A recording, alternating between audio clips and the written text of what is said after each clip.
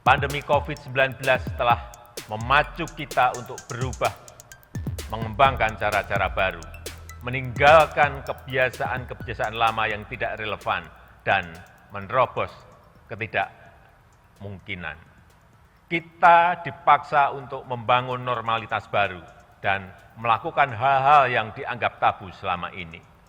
Memakai masker, menjaga jarak, tidak bersalaman, dan tidak membuat keramaian adalah kebiasaan baru yang dulu dianggap tabu. Bekerja dari rumah, belajar daring, pendidikan jarak jauh, serta rapat dan sidang secara daring telah menjadi kebiasaan baru yang dulu kita lakukan dengan ragu-ragu. Di tengah dunia yang penuh disrupsi sekarang ini, karakter berani untuk berubah, berani untuk mengubah, dan berani untuk mengkreasi hal-hal baru merupakan fondasi untuk membangun Indonesia maju. Kita telah berusaha bermigrasi ke cara-cara baru di era revolusi industri 4.0 ini, agar bisa bekerja lebih efektif, lebih efisien, dan lebih produktif.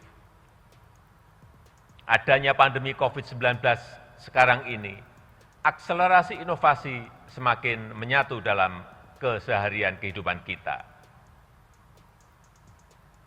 Bapak, Ibu, dan saudara-saudara yang saya hormati.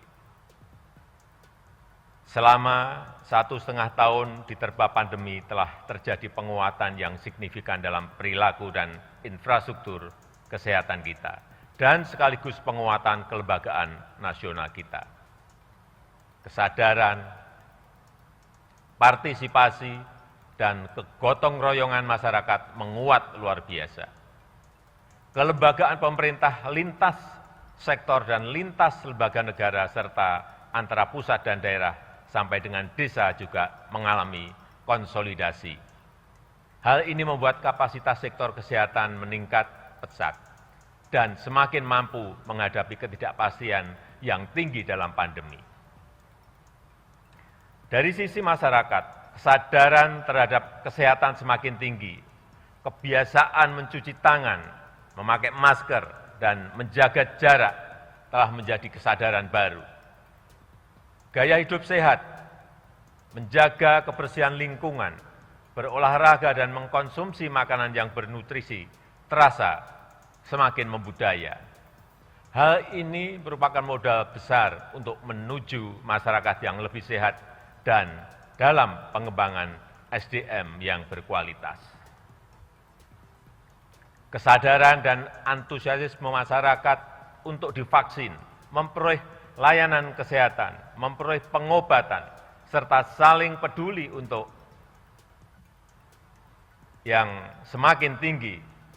Pandemi telah mengajarkan bahwa kesehatan adalah agenda bersama. Pandemi telah menguatkan institusi sosial di masyarakat dan semakin memperkuat modal sosial kita. Jika ingin sehat, warga yang lain juga harus sehat.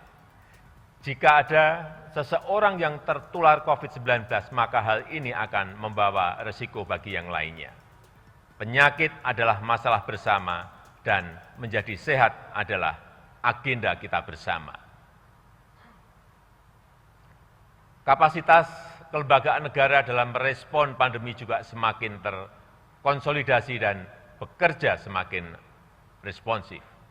Kita tahu bahwa pandemi harus ditangani secara cepat dan terkonsolidasi dengan merujuk kepada data, ilmu pengetahuan, dan teknologi. Kita juga paham bahwa praktek demokrasi, akuntabilitas, dan tata kelola yang baik harus dijunjung tinggi. Kerjasama antar lembaga serta kepemimpinan yang responsif dan konsolidatif menjadi kunci dalam menangani pandemi. Sejak awal pandemi, lembaga legislatif dan lembaga pemeriksa memberikan dukungan kepada pemerintah untuk cepat mengkonsolidasikan kekuatan fiskal. TNI, Polri, dan birokrasi dari tingkat nasional sampai ke tingkat desa terus bahu-membahu dalam melakukan pendisiplinan protokol kesehatan, 3T, termasuk vaksinasi dan penyiapan fasilitas isolasi terpusat. Hampir semua Forkompinda bergerak terpadu dalam mengatasi permasalahan kesehatan dan perekonomian. Manajemen lapangan dalam testing, tracing, dan treatment, serta vaksinasi telah mengasah kepemimpinan di semua level pemerintahan.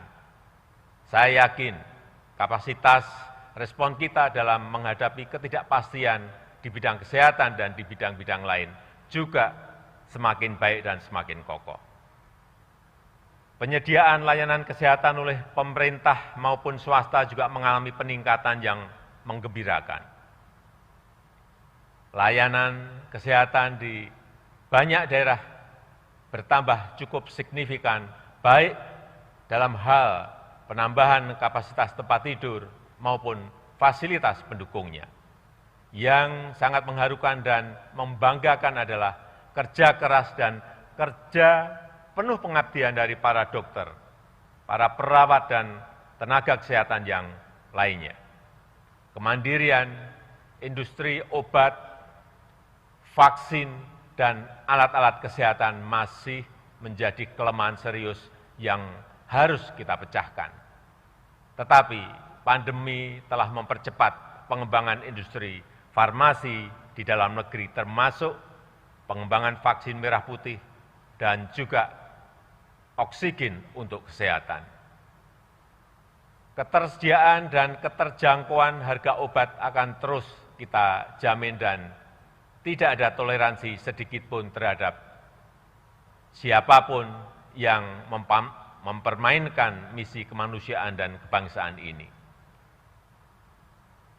Selain itu, pemerintah bekerja keras mengerahkan semua sumber daya demi mengamankan pasokan kebutuhan vaksin nasional. Namun, pada saat yang sama, Indonesia juga terus memperjuangkan kesetaraan akses terhadap vaksin untuk semua bangsa. Sebab perang melawan COVID-19 tidak akan berhasil jika ketidakadilan akses terhadap vaksin masih terjadi. Melalui diplomasi vaksin inilah kita telah menunjukkan kepada dunia bahwa Indonesia berperan aktif untuk ikut melaksanakan ketertiban dunia yang berdasarkan kemerdekaan, perdamaian abadi, dan keadilan sosial.